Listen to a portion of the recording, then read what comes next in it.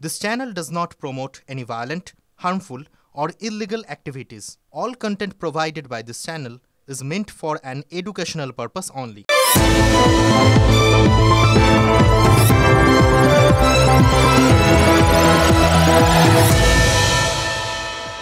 এখন সোশ্যাল মিডিয়ায় যখনই খুলবেন দেখবেন গাদা গাদা রিল ভেসে আসছে, মানে রিল তৈরি হয়।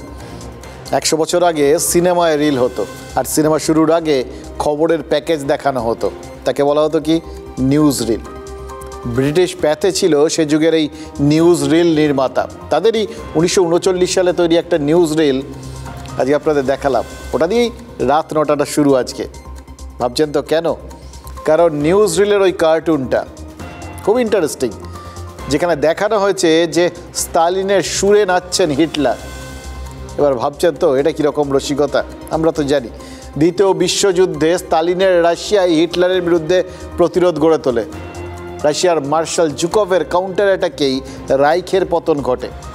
দেখুন, আমরা যা জানি সঠিক জানি, আপনারা যা জানেন একদম ঠিক জানেন, কিন্তু ওই ব্রিটিশ কার্টুন সেটা যা দেখাচ্ছে সেটাও তো ঠিক, শুধু সময়ের তফাৎ। দ্বিতীয় বিশ্বযুদ্ধের আগে স্টালিনের রাশিয়া আর হিটলারের জার্মানির মধ্যে তো অনাক্রমণ চুক্তি হয়েছিল, মনে আছে আপনাদের? এবার মনে পড়ছে।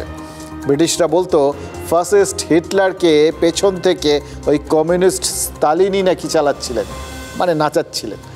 তার মানে ফ্যাসিস্টদের সঙ্গে কমিউনিস্টদের অনাক্রমণ চুক্তি হতে পারে। সেটা যদি হয়, ওই যে সিপিআইএমের এবারে যে খসড়া নোটে লেখা হয়েছে বিজেপি ফ্যাসিস্ট বা নিও ফ্যাসিস্ট শক্তি নয়, সেটা খুব অস্বাভাবিক নয়। তাই কি আজ নেতাজি ইন্ডোর স্টেডিয়ামে মমতা বন্দ্যোপাধ্যায় একটা নতুন শব্দ শেখালেন আমাদের, গেরুয়া কমরেড। কি কমরেডরা? বিজেপিকে এখন আমি বলবো কমরেড, গেরুয়া কমরেড। ওপরটা হলুদ, ভেতরটা লাল।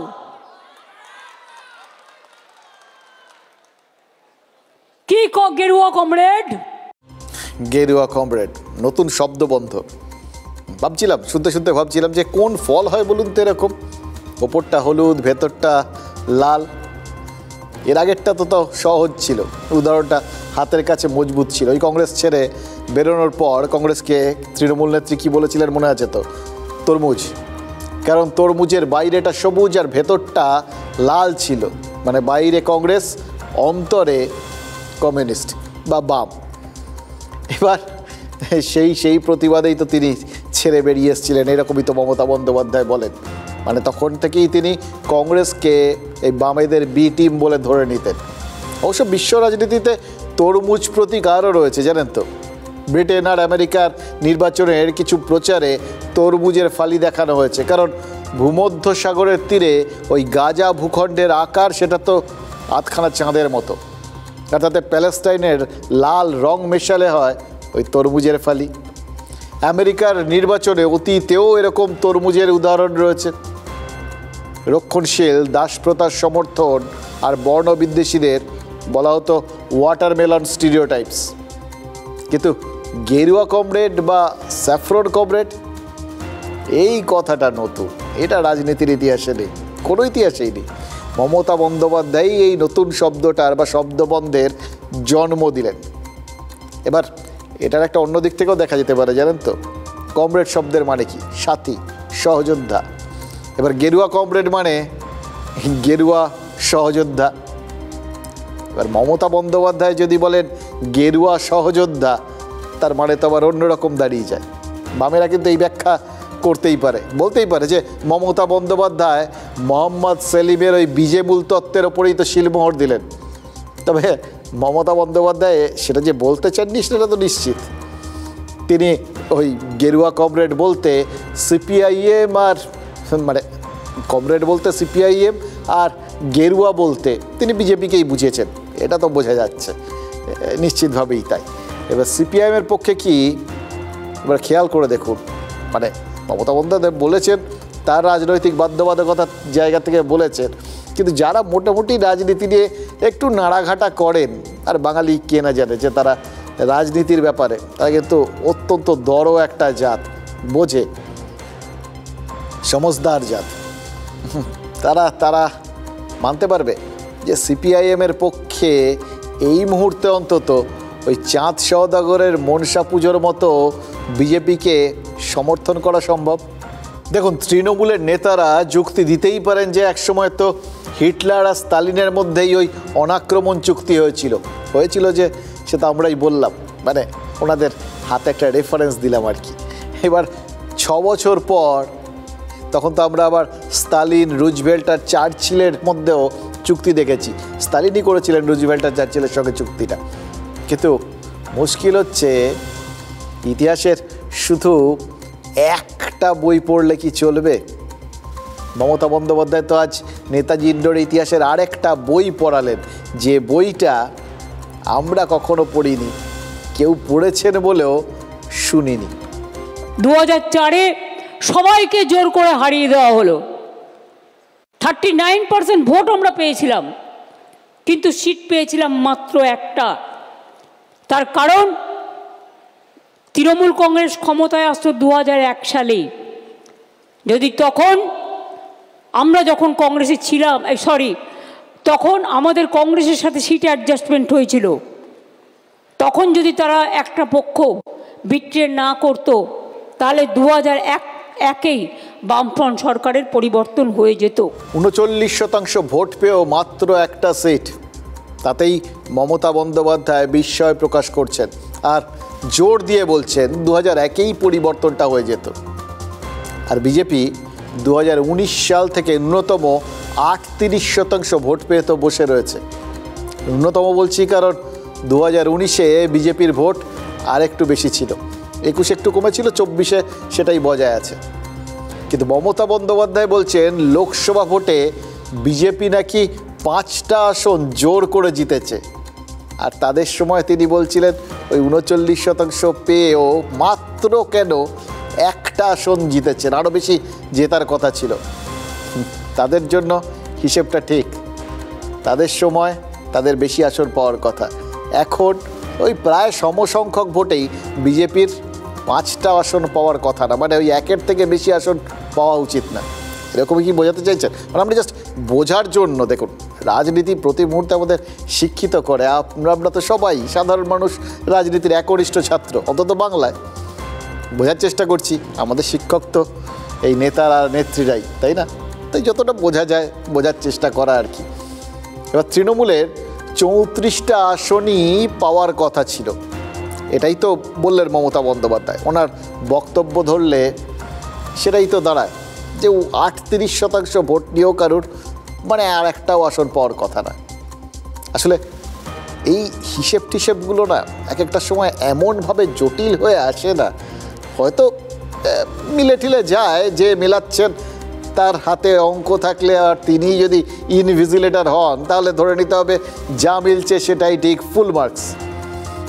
কিন্তু আমাদের ইনভিজিলেটর তো আবার আলাদা, তার ফলে আমরা সব সময় ওই সব কিছু বুঝতে পারি না।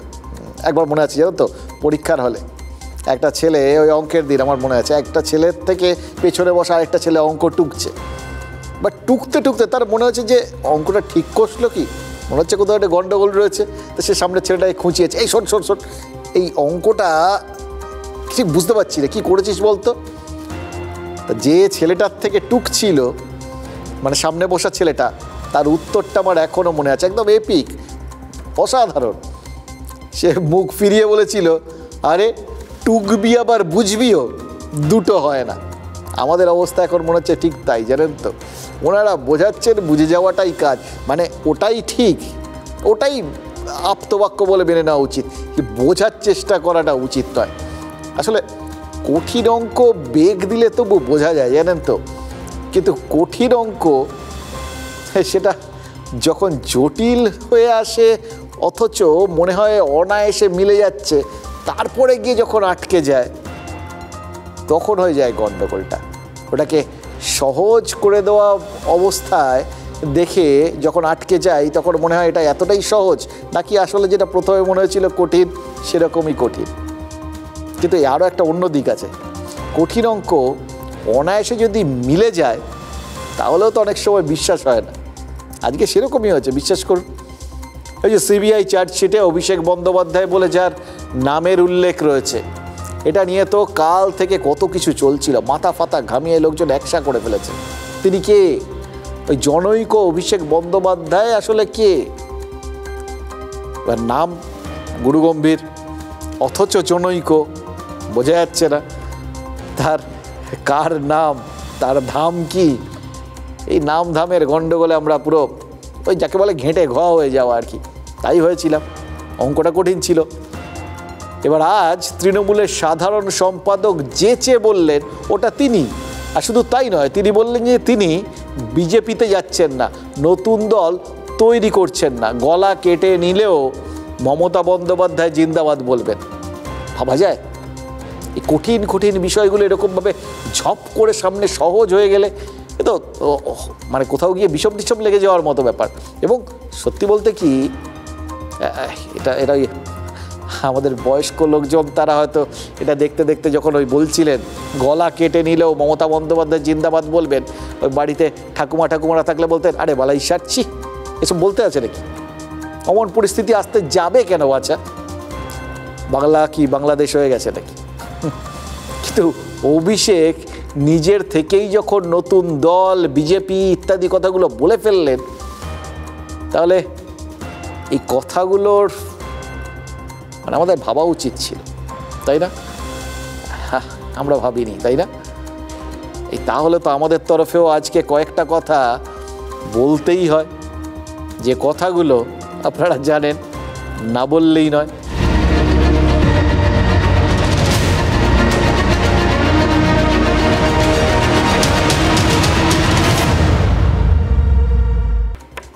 দঙ্গল দঙ্গল, এই সিনেমাটার সময় থেকে এই দঙ্গল কথাটা বাংলায় সবাই খুব ভালো শিখে গেছেন। তার আগে এই দঙ্গলটার বদলে আমরা অন্য মানে জানতাম। বাংলায় দঙ্গলের মানে হচ্ছে আখড়া। এবার আখড়া বলতেই আজকাল যেরকম চোখের সামনে একটা শরীর চর্চা বা কুস্তির জায়গা বোঝায়, আজ থেকে 3000 বছর আগে কিন্তু তেমনটা ছিল না। তবে সেটা এদেশে নয়, গ্রীসে অন্য চেহারা। গ্রীসের লোকজন নিয়মিত আখাড়ায় যেতেন, কিন্তু সেটা শুধু ওই শরীর চর্চা করতে না, শুধু কুস্তি লড়তে নয়, মনের চর্চা করতেও। ওই যাকে বলে না একটু অন্যরকম ভাষায় বৌদ্ধিক বিকাশ, আর আমাদের সোজা বাংলায় বুদ্ধিতে শান দেওয়া, ওই সেই জিনিসটা। আর ঠিক সেটাই ওই অ্যাথেন্স সহ গ্রীসের ওই যে বড় বড় শহরগুলো, সেগুলোতে ওখানকার লোকজনগুলো করতেন। আপনার মতো সাধারণ মানুষ যেমন যেতেন, তেমনি আবার বড় বড় দার্শনিকরাও যেতেন। বিরাট সব নাম, সক্রেটিস, প্লেটো, ভাবা যায় তারা সব জমায়েত হয়ে আড্ডা মারছেন। আহা, অসাধারণ আড্ডা জিনিসটা না, এই জন্যে মানে এর থেকে বড় সাম্যবাদী জায়গা আর কোথাও কিছু হতেই পারে না আড্ডার জায়গার ছাড়া। এবার কিন্তু সেটা গ্রীসে হলে ও তো আখাড়া বলতে হবে। সেখানে আলোচনা চক্র বসত, দর্শন, গণিত, সাহিত্যের পাশাপাশি পলিটিক্স, এসব নিয়ে আলোচনা হতো আর কি। এবার এতটা শুনে মানে ওই হয়তো ওই সক্রেটিস, প্লেটো এই সমস্ত নাম শুনে আপনি একটু থমকে যেতে পারেন, কিন্তু তারপর আমি শিওর আপনারা বলবেন আরে এমন কি কথা, ওই গ্রিকরা যেটা করতে আখাড়ায় যেতেন সেটা তো বাঙালিরা রোজ করে। আজম্মকাল বাঙালি কোথায় যায়? পাড়ার রক আর চায়ের দোকানে। আখাড়ার থেকে কম কিছু নাকি? সোজা কথায় সেখানে আড্ডা দেয়, আর আড্ডার থেকে কি হয়? আলোচনাই তো হয়। ওই সক্রেটিসরা যেরকম আখাড়ায় গিয়ে দর্শন, গণিত, সাহিত্য, রাজনীতি নিয়ে আলোচনা করতেন, বাঙালিরা ঠেকে বসে তাতে কম কিছু করেন নাকি? দেখুন গিয়ে তো একবার। শুরু হয় পাড়ার ওই গলির মুখটার থেকে, নর্দমা দিয়ে জল যাচ্ছে না, সেখান থেকে মঙ্গল গ্রহে জল পাওয়া যাবে কি না সব পরিষ্কার হয়ে যায়। বাঙালির এই যে একটা অবাধ বিচরণ, এটাই তো বাঙালির স্পেশালিটি। অতএব আমরা বাঙালিরা নিজেদের কিন্তু দার্শনিক বলে ভাবতেই পারি। আমাদের শরীর চর্চা নিয়মিত না হোক, বুদ্ধির গোড়ায় ধোঁয়া আমরা নিয়মিত দিই, এই নিয়ে আমাদের কোনো চ্যালেঞ্জ করা যাবে না, কোনো কিছুতে দমিয়ে রাখা যাবে না। এই নিয়ে ইনফ্যাক্ট কোনো সন্দেহ থাকার উচিতই না আমরা আমাদের বুদ্ধিটাকে নিয়ে নিয়মিত কতটা চর্চা করি ওই আড্ডার থেকে। কিন্তু বুদ্ধির গোড়ায় হাজার ধোঁয়া দিয়েও সাধারণ বাঙালি যেটা বের করতে পারেনি, একটা দ্বন্দ্ব কাল থেকে মনের মধ্যে খচখচ খচখচ করেই যাচ্ছিল, সেটা কিরকম আজ এক ঝটকায় পরিষ্কার করে দিলেন অভিষেক বন্দ্যোপাধ্যায়। প্রাথমিক স্কুলে নিয়োগ দুর্নীতির তদন্তে সিবিআই যে চার্জশিট দিয়েছে, মানে একটাই না আর কি, মানে একটা বললাম বটে কিন্তু ওই একটা নয়, এটা সিবিআইয়ের তৃতীয় অতিরিক্ত চার্জশিট। রেকারিং ডেসিবেলের মতো আর কি, পরপর আসছে তো আসছেই, আসছে তো আসছেই। এই লালমোহন গাঙ্গুলি বলতেন না, আর সাম্প্রতিকতম উপন্যাস, সেরকম আর কি। এটা সিবিআইয়ের সাম্প্রতিকতম চার্জশিট। এরপর চতুর্থ, পঞ্চম, ষষ্ঠ বা আরও অতিরিক্ত চার্জশিট আসবে কি না গ্যারান্টি দেওয়া যাচ্ছে না, আসতেই পারে। কিন্তু সেগুলো আসার আগে এই 3 নম্বর অতিরিক্ত চার্জশিটে সিবিআই কিন্তু বাঙালিকে মস্ত বড় একটা ধাঁধায় ফেলে দিয়েছিল। এখন পর্যন্ত যে চার্জশিটগুলো দিয়েছে তার একটা নিয়েও কিন্তু বাঙালি এতটা ধাঁধায় পড়েনি। ওই কালীঘাটের কাকু সুজয় কৃষ্ণ ভদ্রের কাছে কোন জনৈক অভিষেক বন্দ্যোপাধ্যায় ঘুষের টাকার ভাগ চেয়েছিলেন, যে অভিযোগটা সিবিআই ওখানে উল্লেখ করেছে চার্জশিটে, সেটা তো ক্লিয়ার করেনি। তাদের চার্জশিটে কার নাম করা হলো, কোন অভিষেক, কেন তিনি জনৈক, এ নিয়ে কি জল্পনা কল্পনা, মাথার ওপর এত চাপ, তার মধ্যে আবার এইগুলো যদি চেপে বসে, ভাল লাগে বলুন তো? সিবিআই মাঝখান থেকে সেটা গোপন করে বসে রইল আর মজা নিচ্ছে। আমরা মাথা ঘামিয়ে মরছি, মাথা টুকে মরছি। আমাদের বাঁচালেন কে? গোপনীয়তা ভঙ্গ করলেন কে? যাবতীয় কনফিউশন ক্লিয়ার করলেন কে? না, আমরা সবাই যাকে অভিষেক বন্দ্যোপাধ্যায় বলে চিনি, সেই অভিষেক বন্দ্যোপাধ্যায় তৃণমূলের সাধারণ সম্পাদক, সর্বভারতীয় সাধারণ সম্পাদক। তিনি কি বলেছেন?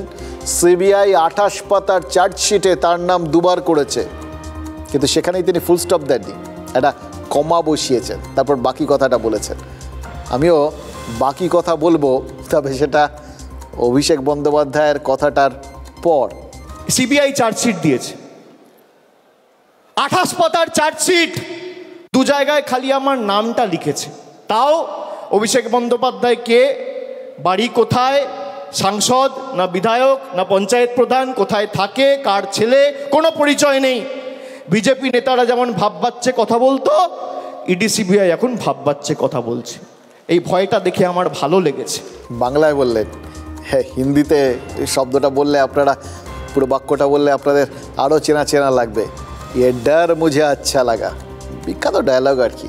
কিন্তু তার থেকেও বড় অন্য একটা জিনিস আমার আচ্ছা লাগা, জানেন তো? কালকে যখন না বললেই নয় আপনাদের সাথে কথা বলছিলাম না, বলতে বলতে হঠাৎ মনের মধ্যে একটা জিনিস এসে গেছিলো, এই ভাব বাচ্চার বিষয়টা। ভাবলাম একবার বলেই ফেলি, তারপর ভাবলাম যে না, এগুলো কিছু কিছু জিনিস তুলে রাখা ভালো। আসলে এই যে দেখবেন বিজেপির বিভিন্ন নেতা, তারা দেখবেন বলার সময় বলেন ভাইপো, তারা বলার সময় অনেক সময় বলেন হীরক রানী। এবার এগুলো কেন বলেন? উনি এরকম আর কি। তো এগুলো কেন বলেন? একটা তো পার্ট, কারণ তারা ওইটা বলে যা যা বলেন সেগুলো নিয়ে যে কোনো সময় তাদের বিরুদ্ধে মানহানির মামলা হতে পারে। সেখান থেকে বাঁচার জন্য একটা টেকনিক্যাল জায়গা রেখে দেন, একটা টেকনিক্যালি ফাঁক রেখে দেন, ওই ফাঁক বলে বেরিয়ে যেতে পারবেন বলে। আর এইখানেই মনে হচ্ছিল সিবিআইও কি ওই মানে মামলা টামলা হতে পারে, পাল্টা মামলা হতে পারে, পাল্টা চেপে ধরা হতে পারে, এরকম কোনো ভয় পেয়েছে নাকি? মানে সেই জন্যেই কি ভাববাচ্চের প্রয়োগটা তারাও করছে? বললেন তো অভিষেক। এবার বিজেপির থেকে সিবিআই ভাববাচ্চে কথা বলা শিখেছে কি না, সেটা তো সিবিআই আর বিজেপি বলতে পারবে। অভিষেক বন্দ্যোপাধ্যায়ের কথার পর আমি, আপনি, আমরা কি বলতে পারি? তৃণমূলের সর্বভারতীয় সম্পাদককে আমরা কি ওই প্রাথমিকের নিয়োগ দুর্নীতির তদন্তে অভিযোগ বলতে পারি? নয়া প্রশ্ন। না, পারি না। চার্জশিটে তার নামটা উল্লেখ করা হয়েছে মাত্র। যারা অভিযুক্ত তাদের সঙ্গে অভিষেক বন্দ্যোপাধ্যায়ের কথাবার্তা হয়েছিল বলে সিবিআই জাস্ট উল্লেখ করেছে, আইনি পরিভাষায় মেনশন, কিন্তু তাকে অভিযুক্ত করেনি। তার বিরুদ্ধে তাই কোনো চার্জ ফ্রেম হবে না, অন্তত এই তৃতীয় অতিরিক্ত চার্জশিট অনুযায়ী তো হবে না। ফলে তৃণমূলের সর্বভারতীয় সাধারণ সম্পাদককে কোনোভাবেই অভিযুক্ত বলা চলে না। এটা তো আইনি যুক্তি। এবার এই যুক্তিটা আপনার আমার মতো সাধারণ মানুষের জন্য খেটে যাবে। আমরা ও আচ্ছা বলে এরকম করে বসবো। কিন্তু রাজনৈতিক নেতারা, মানে যারা রাজনীতি করেন, যারা বিরোধী রাজনীতি করেন, তাদের তো যুক্তি সম্পূর্ণ আলাদা। সিবিআইয়ের চার্জশিটে জনৈক অভিষেক বন্দ্যোপাধ্যায়ের নাম আছে এটা জানার পর থেকেই তো বিরোধীরা কোনো কিছুর পরোয়া করেননি, কিছু আর বলতে বাকি রাখেননি। এই অভিষেক মানে তৃণমূল কংগ্রেসের অভিষেক বন্দ্যোপাধ্যায়ই এটা তারা একদম নিশ্চিত হয়ে গেছিলেন। আর তারপর তো অভিষেকের আইনজীবী কালকে যখন বিবৃতিটা দিয়ে দিলেন তাকে হেয় করার জন্য সমস্ত করা হচ্ছে, তখন তাদের আর তো কোনো বাধাই ছিল না, নিশ্চিন্ত মনে তারা আক্রমণ করা শুরু করে দিয়েছিলেন। কিন্তু তারপরেও খেয়াল করে দেখুন, আইনি কবচকুণ্ডল সেটা তো অভিষেকের কাছেই ছিল, ওই জনৈক কোটানকোট। সিবিআই ওই জনৈকের রক্ষা কবচটা তো তাকে দিয়ে রেখে দিয়েছিল। তিনি স্বেচ্ছায় সেই কবচকুণ্ডল খুলে ফেলে দিলেন কেন? ইন্টারেস্টিং না? এবার কেন, এটা অবশ্য আমাদের বলার কিছু নেই, আমরা আর কী করে বলবো। তিনি কেন কী করলেন সেটা তিনি জানেন, আমরা কী করে জানবো? তিনি একমাত্র ওই তৃণমূলের সর্বভারতীয় সাধারণ সম্পাদকই একমাত্র বলতে পারবেন তিনি কেন এই সমস্ত কবচ টবচ খুললেন। কিন্তু আমরা কয়েকটা সম্ভাবনার কথা বলতে পারি। সম্ভাবনা এক, সিবিআই বিজেপির মতো ভাববাচ্চে কথা বলছে কারণ সিবিআই ভয় পেয়েছে। এবার এটা বলা মানে সিবিআই এবং বিজেপি তাকে ভয় পায়, এটা বুঝিয়ে দিলেন অভিষেক। এই জন্যেই তিনি সিবিআই কি ওই ভাববাচ্চে কথা বলছে এটা তুলে ধরলেন সবার সামনে। সম্ভাবনা দুই, তিনি ভিকটিম, এইটা বোঝাতে চাইলেন কি অভিষেক? তার বিরুদ্ধে ষড়যন্ত্র করা হচ্ছে, এটাই কি বলতে চাইলেন তিনি? দেখুন, অর্জুন অনেক বড় বীর ছিলেন, কিন্তু কর্ণের কাছে ওই ভিকটিম কার্ড ছিল, আর তাই তিনি অর্জুনের থেকে কিন্তু গোটা মহাভারত জুড়ে এবং আজ পর্যন্ত সব থেকে বেশি সহানুভূতি করাতে পেরেছিলেন। এবার কে যে কখন কোন উদাহরণ থেকে অনুপ্রাণিত হন সেটা কি কেউ বলতে পারে? কোনোভাবে সিবিআই বা ইডি প্রমাণ করতে পারে বা তথ্য দিতে পারে আদালতে যে আমার প্রত্যক্ষ বা পরোক্ষ মদতে কোনো ভুল হয়েছে, কোনো দুর্নীতি হয়েছে, কেউ 10 পয়সা তুলেছে, আপনাকে চার্জশিট দিতে হবে না, সামান দিয়ে আমায় ডাকতে হবে না, ফাঁসির মঞ্চ করুন, গৃহে মৃত্যুবরণ করব। উনি এই আনন্দে উদ্বাহু হয়ে শ্রীচৈতন্যের মতো হাত তুলে ভজন কীর্তন করুন, অভ্যাস তৈরি করুন যে শান্তিনিকেতনের বহুতল না, এবার তাকে জেলের গড়াদে কিছু সময় কাটাতে হবে। আপনার কাছে প্রমাণ থাকলে প্রমাণ দেবেন। আমাকে তো সিবিআই ডেকেছিল, নবজোয়ারে যখন গেছিলাম, যাত্রা বন্ধ করে এসেছি একদিনের জন্য। সিবিআই দপ্তরে গেছি, 10 ঘন্টা জিজ্ঞাসাবাদ করেছে, তারপরের দিন আবার বাঁকুড়ায় গিয়ে নবজোয়ার শুরু করেছি। কাঁচকলা, আপনি কি ভাবছেন ধমকে চমকে দমিয়ে রাখবেন? চার্জশিটে চলে এসছে বলে এখন তিনি এত উতলা, বাবুকে জেলে যেতে হবে এইটা বুঝেই তিনি এত উতলা। আমি অন্য ধাতুতে তৈরি, আপনি যত প্রহার করবেন, যত আঘাত করবেন, মানুষের কাছে যাব মাথা নত করে সমর্থন চাইব। আপনাদের কাছে আত্মসমর্পণ, বশ্যতা স্বীকার করার পাত্র অভিষেক বন্দ্যোপাধ্যায় নয়। ইলেকশন যত এগিয়ে আসবে দেখবেন এজেন্সির তৎপরতা বাড়বে। ইলেকশন আসলেই মনে পড়ে তৃণমূলের কাকে কাকে চার্জশিট দিতে হবে। এই ভাববাচ্চে নাম থাকার পিছনে কি গভীর রহস্য লুকিয়ে আছে সেটা কিন্তু ভাববাচ্চে যারা প্রবক্তা তারা ভালো করে বলতে পারবে। দেখুন, রটনার ঘটনার মধ্যে যে ফাঁকটুকু আছে সেই ফাঁকটুকু বিরোধীরা যে জুড়ে দিতে চাইবেন সে তো স্বাভাবিক, চান তারা। কিন্তু অভিষেক বন্দ্যোপাধ্যায় বুঝিয়ে দিলেন তিনি ষড়যন্ত্রের শিকার। এবার ষড়যন্ত্রকারীরা যাকে তাকে তো নিশানা করবেন না, তাই না? তারা তো তেমন লোককেই করবেন যাকে নিশানা করে লাভ আছে। মানে ওজন আর দর বুঝেই তো ষড়যন্ত্র রচিত হয়। আপনার আমার বিরুদ্ধে কেউ করবে নাকি? কোনো লাভই নেই। অভিষেক বন্দ্যোপাধ্যায় তার মানে কি বুঝিয়ে দিলেন? বুঝিয়ে দিলেন বিজেপি এবং কেন্দ্রীয় এজেন্সির কাছে তিনি যথেষ্ট ওজনদার। কারা ষড়যন্ত্র করে? যখন তারা কাউকে নিয়ে চিন্তিত থাকে বা কাউকে সরাতে চায় বা নিচু করতে চায়, এরকম মানে যারা তাদের পথের কাঁটা, তার মানে তিনি বিজেপির পথের কাঁটা, এটাই বোঝাতে চাইলেন কি? ও তার থেকেও বড় প্রশ্ন কি জানেন? অভিষেক কি এটা শুধু বিজেপি বা সিবিআইকে বোঝালেন, নাকি তার দলের কাছেও বার্তা দিলেন?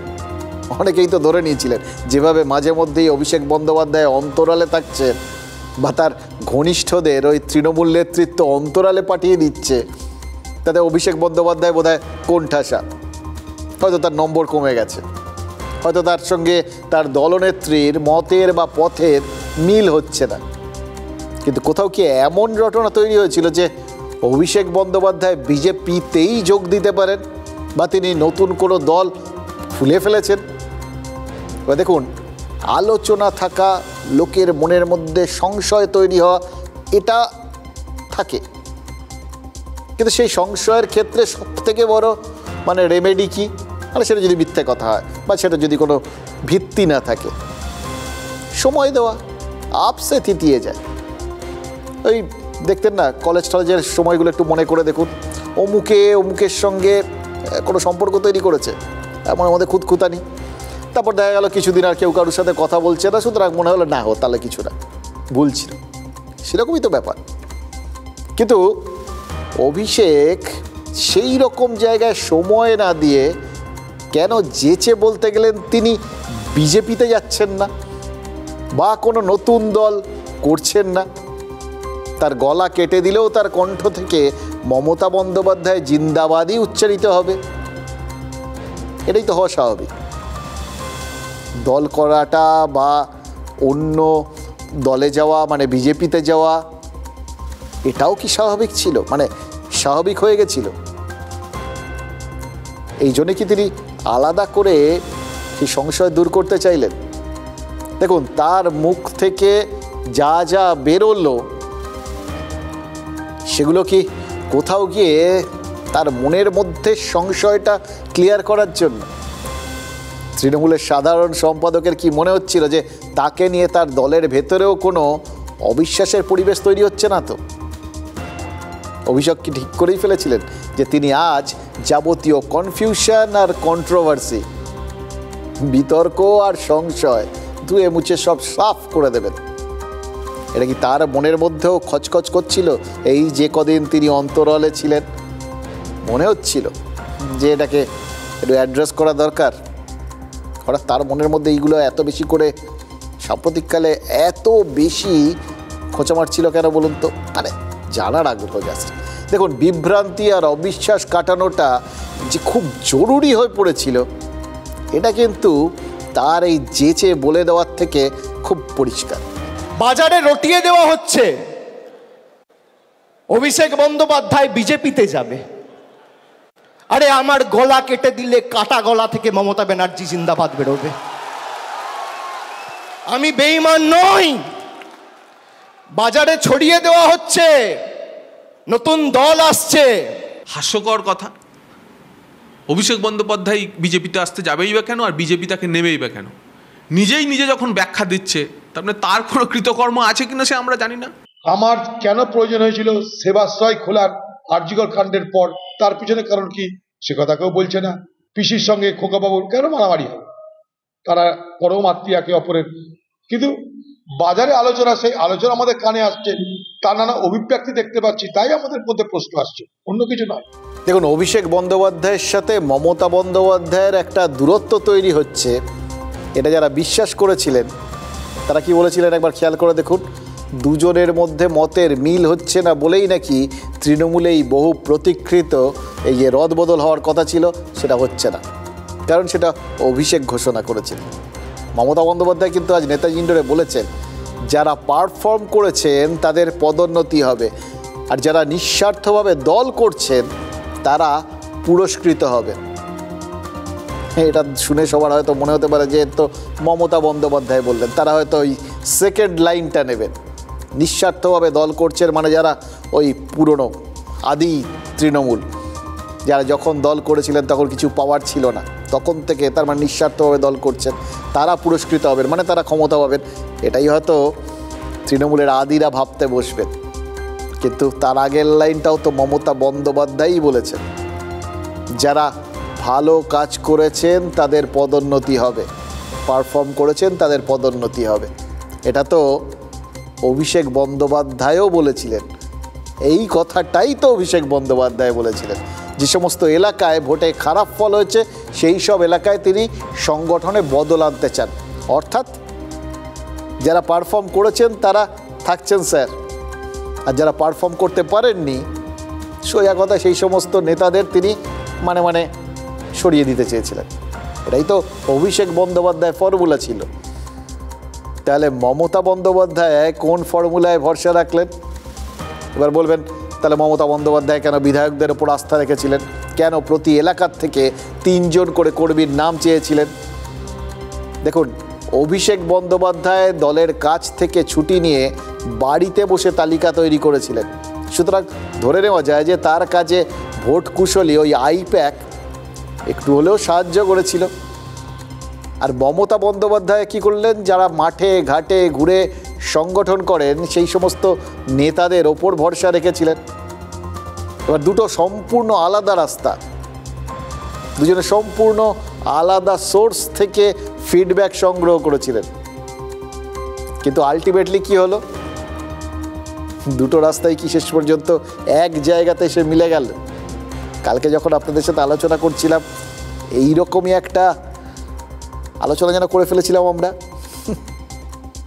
দুজনে কি একই রকম এক্স্যাক্টলি একই রকম ফিডব্যাক পেলেন? দুটো তালিকাই কি মিলে গেল? নাকি তৃণমূল নেত্রীর নির্দেশের পরেও মাত্র 25% বিধায়ক তালিকা জমা দিলেন বলে অভিষেকের মতকেই গ্রহণ করলেন তৃণমূল কংগ্রেস নেত্রী?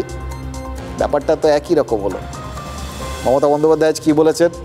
বলেছেন এই আইপ্যাক নতুন টিম, তাই এই নতুন টিমকে নিয়েই বিধানসভা ভোটে লড়তে হবে, তাদের নামে বাজে কথা বলা যাবে না।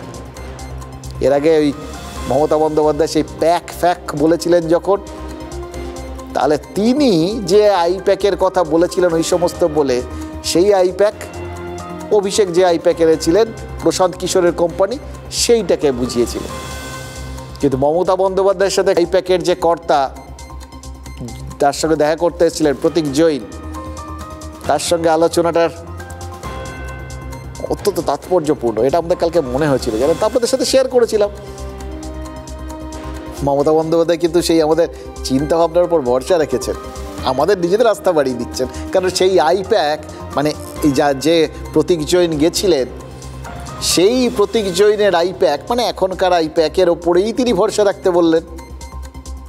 আর এই জন্যেই একটা তারপরে আরেকটা জিনিস কালকেও আলোচনা করছিলাম, বারবার মনে হচ্ছে কালকের কথাগুলো, খুব মজা লাগে জানেন তো। দেখুন, ওই আইপ্যাক কর্তা নবান্নে যাওয়ার পরেই কালীঘাটের বাড়িতে কিন্তু অভিষেক বন্দ্যোপাধ্যায়কে ডেকেছিলেন মমতা বন্দ্যোপাধ্যায়।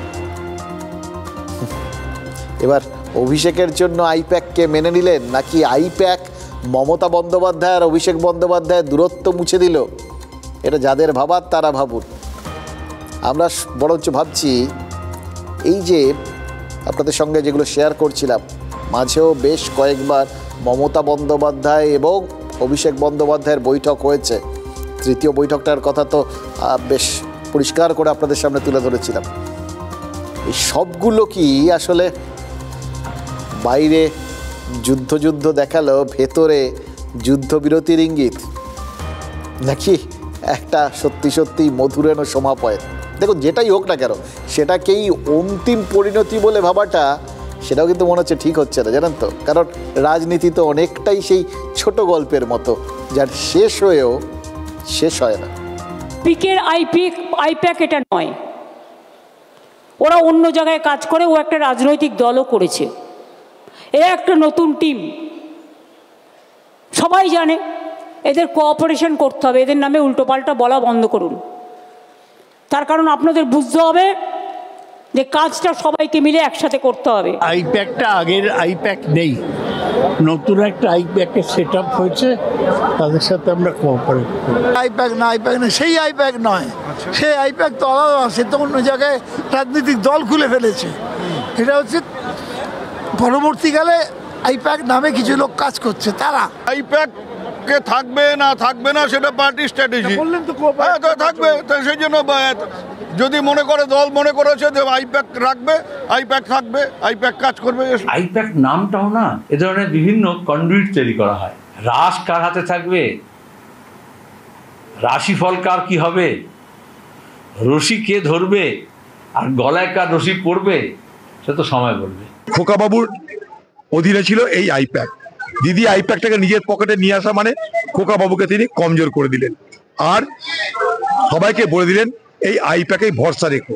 মানে দেখুন, ওই বললাম শেষ হইয়াও হইল না শেষ। এই বিরোধীরা তারা কিন্তু এখনও ওই এই পকেট থেকে ওই পকেটে গেল কি না, আইপ্যাক আগে ওই কোথাও অভিষেকের আন্ডারে ছিল কিনা, এখন গিয়ে মমতা বন্দ্যোপাধ্যায় তিনি নিজের হাতে নিলেন কিনা, এটা নিয়ে অধীর চৌধুরীরা মাথা ঘামাচ্ছেন। একটা জিনিস ভাবছেন না, আমার দুধে মিশে তো যায় আলটিমেটলি, কোন জিনিসটা গড়াগড়ি খায় সেটার কথা হঠাৎ করে তারা ভুলে গেলেন। রাজনীতি করলে এত ভুললে চলে? দেখুন, অভিষেক বন্দ্যোপাধ্যায় তো অনেকের মানে সবার বোঝার সুবিধার জন্য পরিষ্কার করে দিয়েছেন যে কোন জিনিসগুলো গড়াগড়ি খায় আর কি, তাদের ভবিতব্যটা কি, বোঝার সুবিধার জন্য একদম পরিষ্কার করে দিয়েছেন। তিনি বলে দিয়েছেন তিনি দলেই থাকছেন এবং মমতা বন্দ্যোপাধ্যায় তার নেত্রী। এটা বলে দেওয়ার মানে একটাই তো হয়, সব মিটে গেছে, আমে দুধে মিশে গেছে। এবং তিনি নিজেকে দলের শৃঙ্খলা পরায়ণ সৈনিক বলে প্রমাণ করতে চেয়েছেন। এবার অভিষেক দলের শৃঙ্খলা পরায়ণ সৈনিক, এটার কন্ট্রাডিকশন কেউ করেছিলেন কি, নাকি কেউ সংশয় তুলেছিলেন, নাকি অভিষেক পরিষ্কার করে দ্বিতীয়বার সবার মাথায় ঢুকিয়ে দিতে চাইলেন তিনি দলের দ্বিতীয় প্রধান নেতা, দলের সর্বভারতীয় সাধারণ সম্পাদক, তারপরেও তিনি শৃঙ্খলা পরায়ণ সৈনিক? তাহলে তিনি কি এইটা প্রমাণ করে দিতে চাইলেন যে সবাই শৃঙ্খলা পরায়ণ নয়, এবং যারা শৃঙ্খলা পরায়ণ নয় তারা মমতা বন্দ্যোপাধ্যায়কে নেত্রী বলে মানেন না? বা দেখুন, সেই আরজি করের আন্দোলনকারীদের পাশে থাকার বার্তা দেওয়া থেকে শুরু করে আরজি কর আন্দোলনে অংশ নেওয়া শিল্পীদের বয়কট করার বিষয় অথবা সেবাশ্রয় ক্যাম্প করার সিদ্ধান্ত পর্যন্ত অভিষেকের অবস্থান নিয়ে তৃণমূলের বহু নেতা বহু রকম কথা বলেছিলেন। কিন্তু আলটিমেটলি অভিষেক একটাই কথা বললেন, তখন যা যা বলেছিলেন সেগুলো কোনোটার থেকে সরে না এসে পরিষ্কার করে দিলেন মমতা বন্দ্যোপাধ্যায় তার নেতা, অর্থাৎ যা যা তিনি করেছেন সব ওই দলের মত অনুযায়ী করেছেন। তাহলে বাইরে যারা যেই যে কথাগুলো বলেছিলেন সেই কথাগুলো তারা এখন আবার নতুন করে ভাবতে বসবেন নাকি কি যেন বলেছিলাম। অভিষেক ছোট তো, মমতা অনেক বড়। মমতা একটা বাংলা ব্যাপী ভারতব্যাপী একটা চেহারা, একটা মুখ। সেখানে অভিষেক ডায়মন্ড হারবারে অনেক ভোটে জিতেছে, কংগ্রাচুলেশন। এটা একটা কোনো ভুল বোঝাবুঝি, যেহেতু অভিষেক বন্দ্যোপাধ্যায় এই গোটা ফেসটায় আরজি করের সময়টায়, যেহেতু সেই সময়টা তিনি বাইরে ছিলেন এবং গোটা বিষয়টার মধ্যে ছিলেন না, যে কুৎসা চক্রান্ত ঝামেলা যারা আমরা সামলেছি, আমাদের জিজ্ঞাসা করলে আমরা বলে দেবো এই ডিফারেন্সটা কী। দেখুন, নেতাজি ইন্ডোরের বৈঠকে অভিষেক কোনো নাম করেননি, কিন্তু দুটো কথা বলেছেন। প্রথমে বলেছেন তৃণমূলের কোনো বিধায়ক, মুখপাত্র বা সাংসদ যেন ক্ষমতা জাহির করতে না যান, তার মানে কেউ কেউ করছিলেন। আর তারপর কি বলেছেন, শুভেন্দু অধিকারী বা মুকুল রায়ের মতো নেতারা দলে থেকে যে দলের ক্ষতি করেছেন সেটা তিনিই প্রথম আইডেন্টিফাই করেছিলেন। আর শুধু আইডেন্টিফাই করেননি, তাদের দল থেকে বের করে দিয়েছিলেন। প্রথমটা উপদেশ, আর দ্বিতীয়টা বুঝতেই পারছেন হুঁশিয়ারি, ওয়ার্নিং। এই ওয়ার্নিংটা কাদের দিলেন সেটা যেহেতু অভিষেক পরিষ্কার করে বলেননি, তাই যাকে খুশি তাকে ভেবে নিতেই পারেন আপনি। তারপর যে ভবিষ্যতে যদি মিলে যায় তাহলে বলতে পারবেন যে হ্যাঁ, আপনিও ওকেই সন্দেহ করেছিলেন। এটাই তো নেতারা সচরাচর করে থাকেন। দেখুন, আজ পরিচয় প্রকাশ করেননি অভিষেক বন্দ্যোপাধ্যায়, কিন্তু বলেছেন যারা শুভেন্দু অধিকারী বা মুকুল রায়ের মতো দলের ক্ষতি করেছেন বা করছেন তাদের চিহ্নিত করার কাজটা এবারও তিনিই করবেন। অর্থাৎ তিনি শুধু যে দলে থাকছেন তাই নয়, দলে আর কারা থাকবেন আর কারা থাকবেন না সেটাও তিনিই ঠিক করছেন বা করবেন। এবার সেটা যখন কমপ্লিট হয়ে যাবে, মানে ঠিক করাটা আর কি, তখনই তো পরিষ্কার হবে ওই আঁটিটা কে বা কে কে। 1 বছর নাকি বহু বছর। আপাতত আম আর দুধ যখন মিশেই গেছে তখন আটি চিনতে খুব বেশি দেরি হবে বলে তো মনে হচ্ছে না। যদি কেউ দলকে ভালোবাসেন সে কোনোদিন দলের শৃঙ্খলার বাইরে যাবে না। একটা কর্মী কোনোদিন দলের শৃঙ্খলার বাইরে যায় না। আমি এমএলএ, আমার কত ক্ষমতা, আমি দলের মুখপাত্র, আমার কত ক্ষমতা, আমি দলের সাংসদ, আমার কত ক্ষমতা, আমি টাউন চেয়ারম্যান, আমার কত ক্ষমতা দেখাতে গিয়ে আপনি দলকে ছোট করছেন। আর যারা এই কাজগুলো করেছে, একদিকে ভালো হয়েছে, তাদেরকে চিহ্নিত করা গেছে। বিগত দিনে যারা দলের সাথে বেইমানি করেছিল, মুকুল রায়, শুভেন্দু অধিকারী, এদেরকে চিহ্নিত করার কাজটা আমি করেছিলাম। আগামী দিনেও যদি কেউ দলের সাথে বেইমানি করে, এদের চিহ্নিত করে এদের লেজে গোবরে করে প্যাকেট করে বাংলা ছাড়া করার দায়িত্বটা আমি আমার কাঁধে তুলে নিলাম। একটা কথা আছে না, হাতি পাঁকে পড়লে কি কি কে যেন কীরকম কি করে, এটা কিন্তু ওই মরাল অফ দ্য স্টোরি, জানেন তো, যে হাতি পাঁকে পড়লেও চট করে আগ বাড়িয়ে তাকে খোঁচাতে যাবেন না, কখন উঠে চলে আসবে তা তো কোনো গ্যারান্টি নেই। তখন কিন্তু কেলেঙ্কারি, তখন নিজেদের আবার ওই নীলকণ্ঠ বলে সোশ্যাল মিডিয়ায় আপনাদের পরিচয় দিতে হবে। দেখুন, সোশ্যাল মিডিয়ায় এই রসিকতাগুলো কিন্তু শুরু হয়ে গেছে চারপাশে। আগামী কয়েক মাস তৃণমূলে নাকি গোষ্ঠী কোন্দল হবে না, কারণ সবাইকে এখন টাস্ক দিয়ে দেওয়া হয়েছে। সবাই এখন নাকি ভোটার তালিকা মেলাতে ব্যস্ত থাকবেন, তাই একটু খাটতে হবে বই কি। পঞ্চায়েত সদস্য থেকে লোকসভার সাংসদ সকলের অস্তিত্বই তো টিকে রয়েছে ওই পার্টিটাকে কেন্দ্র করে আর ওই ভোটার তালিকার উপর। নিজেদের অস্তিত্বের খাতিরেই একটু খেটে টুটে ওটাকে যদি তাদের মনে হয় যে গণ্ডগোল আছে সেটা ঠিক করার জন্য লড়াই করুন। এবার সেটা করতে পারবেন, সেটার দায়িত্ব আপনাদের কিনা সেটা অন্য প্রশ্ন, বা আপনারা যেটা বলবেন সেটাই হবে কি না সেটাও অন্য প্রশ্ন, কারণ ওটা তো নির্বাচন কমিশনের ব্যাপার। কিন্তু দেখুন, নেতাজি ইন্ডোর স্টেডিয়ামে আজ মমতা বন্দ্যোপাধ্যায় যে অভিযোগ তুললেন সেই খবর তো TV9 বাংলাই কয়েকদিন আগে করেছে। দেখছিলাম আর ভাবছিলাম, সেদিক দিয়ে তো তৃণমূল কংগ্রেস নেত্রী নাম না করে আমাদের খবরেই শিলমোহর দিয়ে দিলেন। মনে আছে আপনাদের কি দেখিয়েছিলাম আমরা? রাজ্যের ভোটার লিস্টে বেনজল ঢুকে পড়েছে। মুর্শিদাবাদের ওই রানীনগর 2 নম্বর ব্লকের ভোটার গোলাম মাসুম, তার ভোটার কার্ডের এপিক নম্বর আর হরিয়ানার ভোটার তালিকায় নাম থাকা অন্য এক ব্যক্তির এপিক নম্বর মানে ভোটার কার্ডের নম্বর একই। গোলাম মাসুমের দাবি তিনি কোনোদিন রাজ্যের বাইরেই যাননি। আর শুধু গোলাম মাসুম নয়, রানীনগরে এরকম 15 জনের বেশি ভোটার রয়েছেন যাদের এপিক নম্বরের সঙ্গে হরিয়ানার ভোটারের নম্বর মিলে যাচ্ছে। দক্ষিণ দিনাজপুরেও একই ছবি। গঙ্গারামপুর ব্লকের নন্দনপুর গ্রাম পঞ্চায়েতের বেশ কিছু ভোটারের এপিক নম্বর ওই গুজরাট, আমেদাবাদ বিভিন্ন জায়গায় ছড়িয়ে ছিটিয়ে রয়েছে, সেখানেও ওই একই নম্বরে ভোটার কার্ড রয়েছে। দক্ষিণ 24 পরগনার চম্পাহাটি গ্রাম পঞ্চায়েতে সেখানে তো এই ভুতুরে ভোটার, পঞ্চায়েতের 41 নম্বর বুথে প্রায় 300 জনের নাম ভোটার লিস্টে সংযোজন হয়েছে, কিন্তু নতুন ভোটারদের এলাকার মানুষজন নাকি চিনতেই পারছেন না। এরা কারা, কোত্থেকে এলেন, তারা সব আকাশ থেকে পড়ছেন। ভুয়ো ভোটার বলেই সকবার সন্দেহ, মানে ওই স্থানীয়দের। দেখুন, কয়েকদিন আগে রাহুল গান্ধী প্রেস কনফারেন্স করে মহারাষ্ট্রে ভুয়ো ভোটারের অভিযোগ তুলেছিলেন। সেখান থেকেই কিউ নিয়েই কি আজ ঝাঁপিয়ে পড়তে বললেন মুখ্যমন্ত্রী মমতা বন্দ্যোপাধ্যায়। ইলেকশনে যাবার আগে যুদ্ধকালীন কাজ যেটা করতে হবে, ভোটার লিস্ট ক্লিন করতে হবে। ভোটার লিস্ট ক্লিন করতে হবে, তা নাহলে ইলেকশন যাওয়ার কোনো প্রয়োজন থাকবে না। ভয় পাবেন না, যেখানে যেখানে অনলাইনে সব করেছে, বাংলার লোক যাতে ভোট দিতে না পারে একই এপিক কার্ডে বাইরের লোকের নাম তুলেছে। তার মানে বাংলার লোকটা যখন ভোট দিতে যাবে তার ভোটটা বাইরে থেকে এসে সে দিয়ে দেবে। দেখুন, আমি প্রমাণ দিচ্ছি।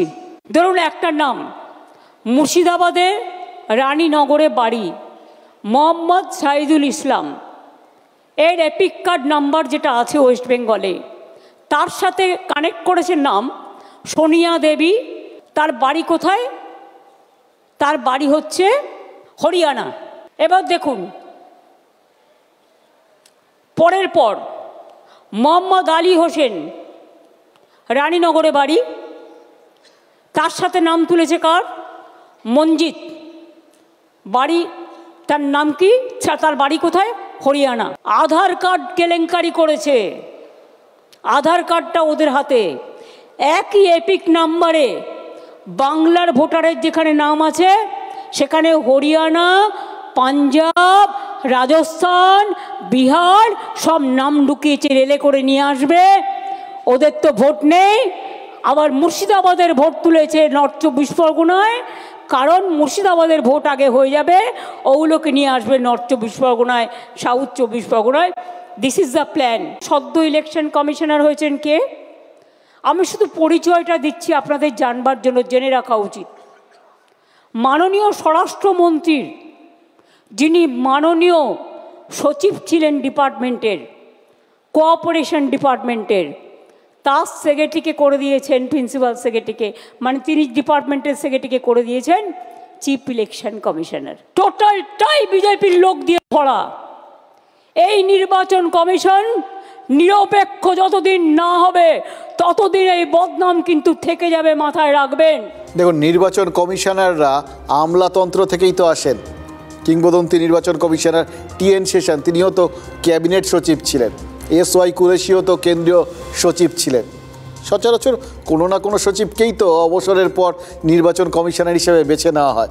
এবার এখন মুখ্য নির্বাচন কমিশনার যিনি, সেই জ্ঞানেশ কুমারের বিরুদ্ধে প্রথম সরব হয়েছিলেন কিন্তু জহর সরকার। তিনিও একজন অবসরপ্রাপ্ত আমলা এবং তৃণমূলের প্রাক্তন সাংসদ। ওই আরজিকর আন্দোলনের সময় তিনি তৃণমূলটা ছেড়ে দিয়েছেন, সাংসদ পদ থেকে ইস্তফা দিয়েছেন, কিন্তু সেটা অন্য বিষয়। প্রশ্ন হচ্ছে, নির্বাচন কমিশনার কোন দফতরের সচিব ছিলেন? সেটা কি কমিশনের নিরপেক্ষতা নিয়ে প্রশ্ন তোলার পক্ষে খুব জোরালো যুক্তি? মানে জিজ্ঞেস করছি এই জন্যে, ধরুন এই পঞ্চায়েত ভোট, এই সময় তো বাংলার মানে রাজ্য নির্বাচন কমিশনার ছিলেন রাজীব সিনহা। তিনি তো রাজ্যের মুখ্য সচিব ছিলেন এবং তার অধীনে ব্যালট পেপারে পঞ্চায়েত ভোটে রাজ্যে কি পরিমাণ রক্তারক্তি হয়েছে সেটা তো আপনারা সবাই জানেন। এবার যদি এখন বিজেপি প্রশ্ন তোলে যে রাজীবা সিনহার জন্যেই ওই রাজ্য নির্বাচন কমিশনের নিরপেক্ষতা ছিল না, তখন কী হবে? সিস্টেম তো সব জায়গায় এক। দেখুন, বিষয়টা খুব পরিষ্কার। হরিয়ানার ভোটার বাংলায় ভুয়ো নাকি বাংলার ভোটার হরিয়ানায় ভুয়ো, এই প্রশ্নটা তো যে কেউ করতেই পারে। মানে বিজেপি এখনও প্রশ্নটা তোলেনি, কিন্তু বাংলার ভোটার লিস্টে জল রয়েছে এটা নিয়ে সব দলই তো একমত হয়ে গেল, এটাই তো পরিষ্কার। এই জল কি 2024-এর আগেও ছিল? এটা হচ্ছে আসল প্রশ্ন। তাহলে আবার বিরোধীরা বলে বসবেন লোকসভা ভোটে তৃণমূলের যে আসন এতগুলো বেড়ে গেল সেটাতেও জল নেই তো, ওই ভোটার তালিকায় ওই ভোটেই তো এত সাংসদ পেয়েছে তৃণমূল। এবার তৃণমূল আর বিজেপির মধ্যে যে 42 কোটি ভোটের ব্যবধান, তখন তো প্রশ্ন উঠবে তার কতটা খাঁটি কতটা জল। দেখুন, আমরা জানি কি রাজনৈতিক দলগুলোর কাছে আমরা, মানে আমি, আপনি, জনতা, জনতা, আমরা আসলে কামধেনু। জনতাকে নিংড়ে ভোটের কর সবই আদায় করে নেওয়া হয়। আর গোয়ালা সে তো জল মেশাবেই। এবার দেখতে হবে জলটা কোন পুকুরে। তৃণমূল বলছে জলটা ভিনদেশের, বাঙালিয়ানায় বিহারি, জাট, গুজরাটি এই সব জল মিশিয়ে দেওয়া হচ্ছে। আর বিজেপি বলছে পশ্চিমবঙ্গের হিন্দুয়ানিতে বাংলাদেশি ভেজাল ঢুকিয়ে দেওয়া হচ্ছে। ল্যাক্টোমিটারে যদি লাভলি খাতুনের মতো জল ধরা পড়ে, যদি সাদ রুডির মতো ওই জঙ্গি মুর্শিদাবাদের 2 জায়গায় ভোটার তালিকায় নাম তুলে বসে থাকে, তাহলে বিজেপির এই প্রশ্ন তোলাটা সহজ হয়ে যায়। বিজেপি লাভলি খাতুনকে পঞ্চায়েত প্রধান করেছে বা সাদ রাডির নাম ভোটার তালিকায় ঢুকিয়ে দিয়েছে, এটা তো কষ্ট কল্পনা, তাই না? তাহলে লাভলি কোন রাজনীতির ফাঁক গলে পঞ্চায়েতের প্রধান হয়ে গেলেন? সাদ রাডির নামটা কেন ভোটার তালিকায় উঠল? এই প্রশ্নের উত্তর তখন এই প্রশ্নের উত্তর একটাই আর কি, যে যাকে জিজ্ঞেস করুন তৃণমূলের, তারা বলবেন ভোটার তালিকায় যা হবে তার দায় নির্বাচন কমিশনের। কিন্তু নির্বাচন কমিশনের তো নিজস্ব কোনো কর্মীবর্গ নেই, মানে কেন্দ্রীয় নির্বাচন কমিশনের। তারা রাজ্য প্রশাসনকে ব্যবহার করেই তো এই কাজগুলো করায়। শুনলেন তো, ওই আধার কার্ডে বিরাট জালিয়াতি হচ্ছে, কিন্তু আধার কার্ডে ধরে নিচ্ছি আধার কার্ড কেন্দ্রীয় সরকার দেয়, তারা গণ্ডগোল করেছে, কিন্তু আধার কার্ডটা করার জন্য যে প্রাথমিক তথ্য প্রমাণগুলো দিতে হয় সেগুলো তো রাজ্য থেকে তৈরি হয়। তাহলে কি সবই যৌথ উদ্যোগে? এটাও কিন্তু দুষ্টু লোকেদের মাথায় এসে যেতে পারে, জানেন তো। মানে এটাই তো পরিষ্কার, ওই ঠিকানায় ঠিকানায় গিয়ে যাচাই করার কাজটা যারা করেন তারা এ রাজ্যেরই লোক। বিরোধীরা দাবি করছেন ভোটার তালিকার পুরোটাই রাজ্য সরকারের কর্মীরাই তৈরি করেন, তাহলে রাজ্য সরকার দায় এড়িয়ে যাওয়ার কোনো উপায় নেই। আর আপনার আমার কি মনে হবে এই যাবতীয় কথাগুলো শুনলে? কোনো সরকারেরই তো দায় এড়িয়ে যাওয়ার কোনো উপায় নেই, তাহলে আর এই ঝগড়াগুলো কেন? বুথ লেভেল অফিসার বিএলও তারা কাদের লোক? তারা সরকারের লোক। এবং এইভাবেই পশ্চিমবঙ্গে 35 থেকে 40 লাখ ভুয়া ভোটার মমতা ব্যানার্জি তৈরি করে রেখেছে। এই ভোটারগুলোকে এতদিন ধরে নির্বাচনে ব্যবহার করা হয়, এবারেও হবে। ফলস ভোটার তো ওনারাই ঢুকিয়েছে। কালকে অধীর চক্রবর্তী কি বলেছে শুনেছেন?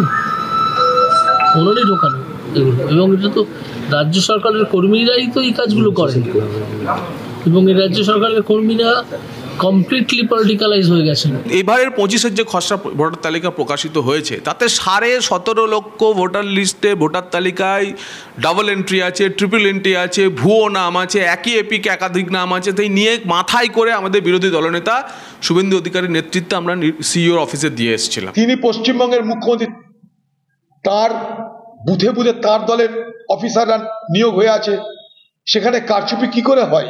আমি তো খুব দায়িত্ব নিয়ে বলছি, পশ্চিমবঙ্গের তৃণমূল সরকারের হাতে, তৃণমূল পার্টির হাতে 35 থেকে 40 লাখ ভুয়ো ভোটার মজুদ আছে। হরিয়ানা পাঞ্জাব দেখালেন, আমরা তো দেখেছি যে একই ব্যক্তি একই এপিক দিয়ে একই জেলার 2টি বিধানসভা, পাশাপাশি বিধানসভায় তার নাম রয়েছে। এখান থেকে যদি ভোটার কার্ড হওয়ার পর আবার যদি হরিয়ানাতে যাই, তাহলে পশ্চিমবঙ্গ কেন পারলো না ঠেকাতে? জালের জায়গা এই পশ্চিমবঙ্গ, এখানে জালে সব কিছু পাওয়া যায়, এখানে পয়সা দিলে সব পাওয়া যায়। 4টি স্তরে ভোটার তালিকার যাবতীয় কাজ রাজ্য সরকারের অফিসাররা করেন। মুখ্যমন্ত্রী মমতা বন্দ্যোপাধ্যায়কে চ্যালেঞ্জ জানানো, যেখানে যেখানে আপনি এই তছরুপি পেয়েছেন, এই কারচুপি পেয়েছেন, আপনি কেন বিএলও থেকে ডিস্ট্রিক্ট ম্যাজিস্ট্রেট অবধি তার বিরুদ্ধে ব্যবস্থা নিচ্ছেন না? যারা নাম ঢোকাচ্ছে এই স্টাফ যারা, তারা তো রাজ্য সরকারের কন্ট্রোলে কাজ করে, নির্বাচনের কাজটা করে নির্বাচন কমিশনের কেয়ারে, আদারওয়াইজ তারা তো রাজ্য সরকারের কন্ট্রোলে। তাহলে এখানে একটা রাজ্য সরকার কেন্দ্র সরকার সব মিলিয়ে ভুতুরে ভোটার যোগ করার ঝোঁক কাজ করছে। আর আমরা বলছি ভুতুরে ভোটারগুলোকে খারিজ করো, ওটাই নির্বাচন কমিশনের কাজ, ওটাই রাজ্য প্রশাসনের কাজ। তবে এত খারাপের মধ্যেও এরা যে ভালো অনেক কিছু আছে, কিন্তু দেখুন না, মানে যাদের বিরুদ্ধে রেগুলার বেসিসে এই অভিযোগের আঙুল তোলা হয়, এই পুলিশ কত কিছু ভালো কাজ করে। এই দেখলাম বাগুইয়াটিতে বেআইনি নির্মাণ তারা হঠাৎ ভাঙতে তৎপর হয়ে গেছে, মানে পুলিশ তৃণমূল ঘনিষ্ঠ প্রমোটারকেও আইনি নোটিশ পাঠাতে শুরু করেছে, বাড়িতে গিয়ে নোটিশ লাগিয়ে দেওয়া হচ্ছে। দ্বিতীয়ত, ডায়মন্ড হারবার মেডিকেল কলেজে ওই নাবালিকা শ্লীলতাহানির ঘটনায় অভিযুক্তদের গ্রেফতার করাই শুধু নয়, হাসপাতালের সব কর্মচারীর নাম পরিচয় থানায় জমা দেওয়াটা যে কর্তৃপক্ষের কর্তব্য এবং সেটা যে পালন করা হয়নি সেটা ওখানকার পুলিশ স্মরণ করিয়ে দিয়েছে। তৃতীয়ত, এই দক্ষিণ 24 পরগনার এই উস্তিতে পুলিশ গুলি চালানোর ঘটনায় 8 জনকে গ্রেফতার করেছে। দেখুন, এই গ্রেফতার করার ঘটনায় ওখান থেকে যেটা ওখানকার পুলিশ কর্তারা বলছিলেন, কর্তা মিতুন দে তিনিও বলেছেন যে এটার পেছনে তাদের অনেক সুবিধা হয়েছে, তারা ম্যানুয়াল সোর্স ব্যবহার করেছেন। এই ম্যানুয়াল সোর্স অর্থাৎ ইন্টেলিজেন্স নিয়েই তো বারবার পুলিশের বিরুদ্ধে কথা ওঠে যে পুলিশের আগে যে সোর্স ছিল সেগুলো কাজ করছে না, কিন্তু সেটাই তো এখানে এই যারা যারা গ্রেফতার হয়েছে তার মধ্যে ওই সুপারি কিলার থেকে শুরু করে ষড়যন্ত্রকারী সবাই ছিল, তাদের সবাইকে গ্রেফতার করে ফেলতে সাহায্য করেছে। দেখুন, পুলিশের কাজ বেআইনি নির্মাণ ভাঙা, বেআইনি নির্মাণকারীর বিরুদ্ধে ব্যবস্থা নেওয়া, শ্লীলতাহানির মতো গুরুতর অপরাধে যারা অভিযুক্ত তাদের গ্রেফতার করা বা তাদের মধ্যে ভয় ঢুকিয়ে দেওয়া যাতে ভবিষ্যতে এই কাজ করতে না পারে, যারা গুলি চালিয়ে আইন শৃঙ্খলা নষ্ট করে তাদের গ্রেফতার করে, এগুলো সব পুলিশের কাজ, এগুলো অবভিয়াস, এটাই হওয়ার কথা। কিন্তু এগুলো তখনই অবভিয়াস হয়ে যায় যখন এগুলো নিয়মিত ঘটে। যখন নিয়মিত ঘটে না তখন এই যে কাজগুলো হওয়ার কথা সেই কাজগুলোই হলে আলাদা করে উল্লেখ করতে হয়, কিন্তু সঙ্গে সঙ্গে এটাও মাথায় রাখতে হয় তার মানে পুলিশ পারে। তাই জন্যই বলছি পুলিশের মতো কাজ করেছে, এই কথাটাও আজ না বললেই না।